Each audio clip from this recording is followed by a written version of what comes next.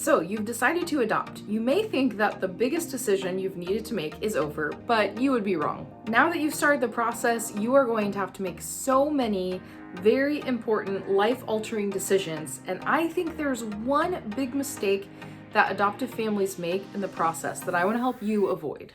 Today I'm going to share not only what that bad choice is, but also why it is so detrimental, and most importantly, how you can avoid it. Hey, if you're new here, my name is Katie. I'm an adoptive mom to 3 kids ages 4 through 11.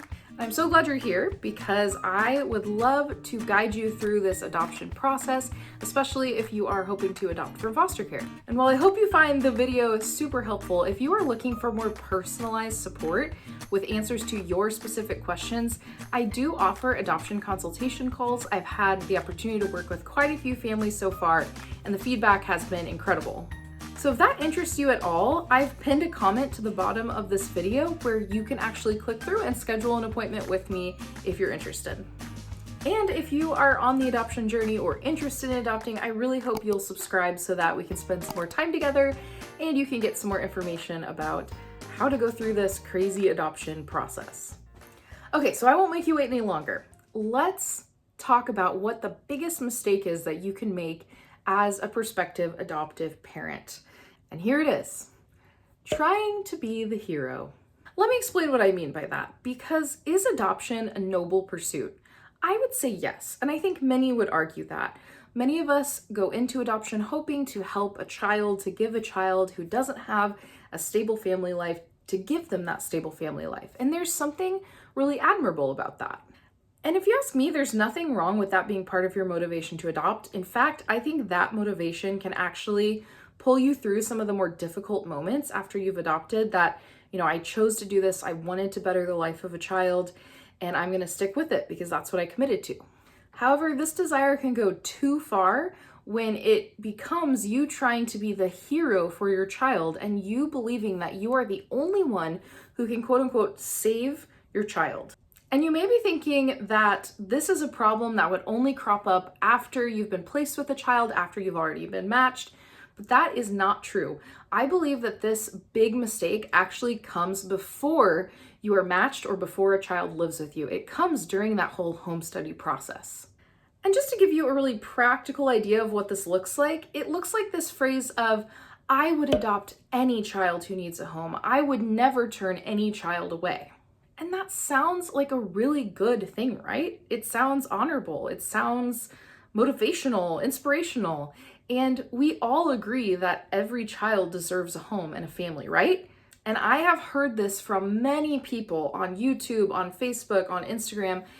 I would take any child. I would not turn away any child. And like I said, it sounds really good. But I want to kind of shine some light on how this can actually be really detrimental. However, I think that this is actually a trait of what I want to call the hero mindset.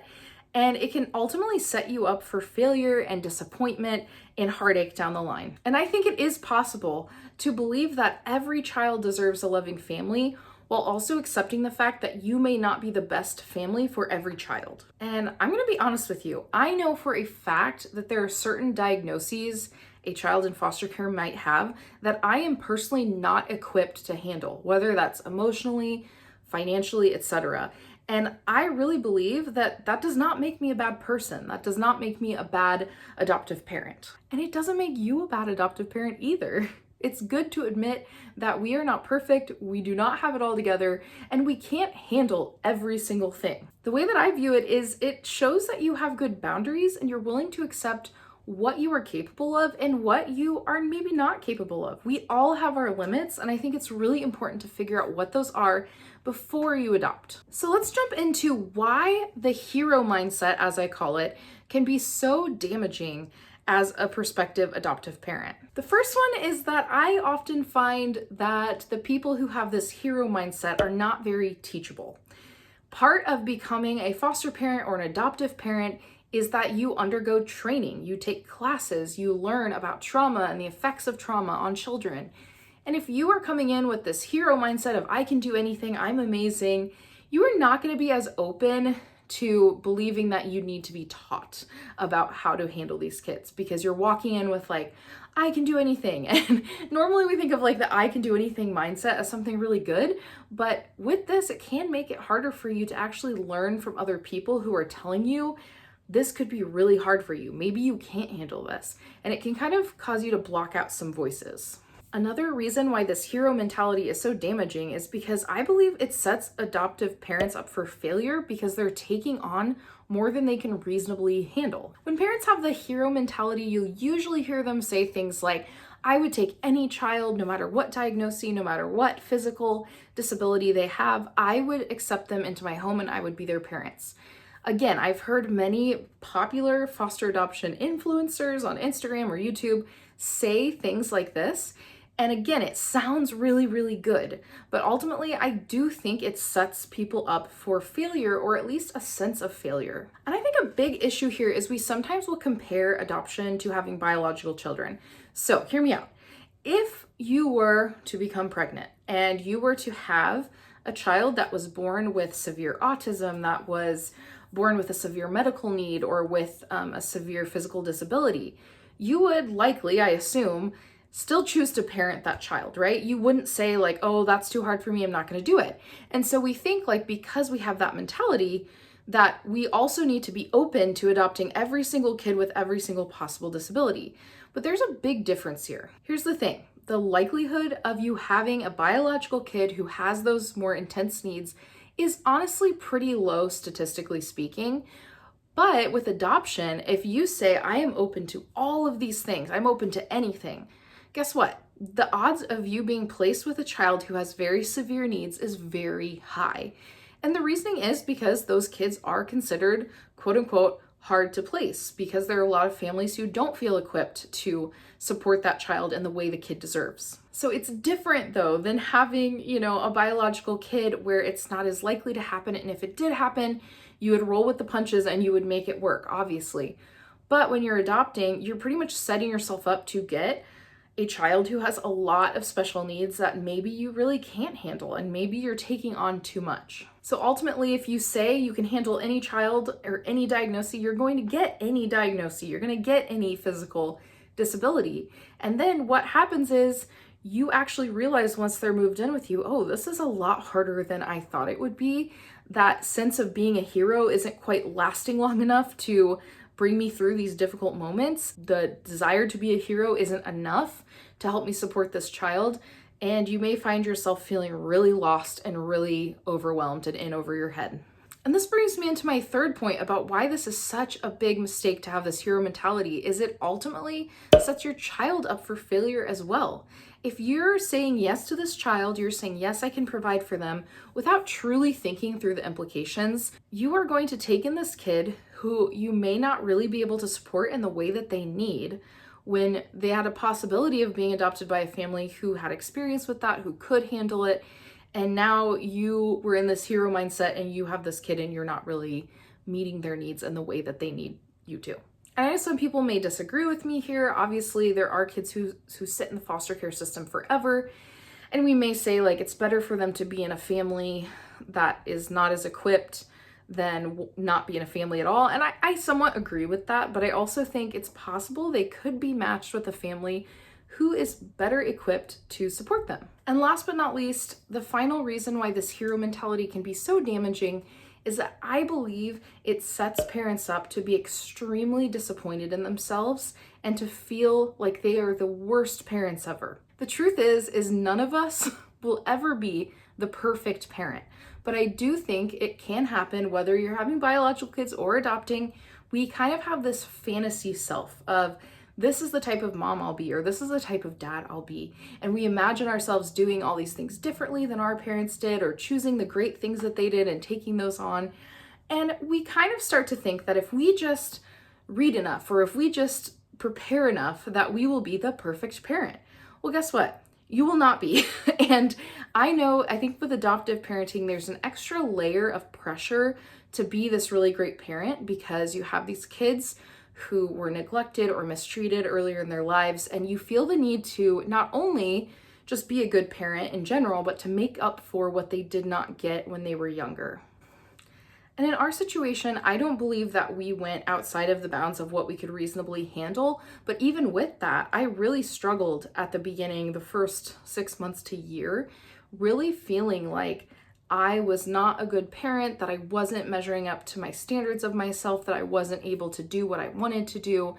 And that was really difficult for me. So I can only imagine if I had taken on a situation that was so much more than I could possibly handle, feeling that to an even greater extent. And it can really affect your mental health if you're taking on a situation that you are not actually capable of taking on. And I think there is strength in being able to say, I can't actually handle everything. I'm not perfect. I'm not this, knight in shining armor that's running in to rescue these kids.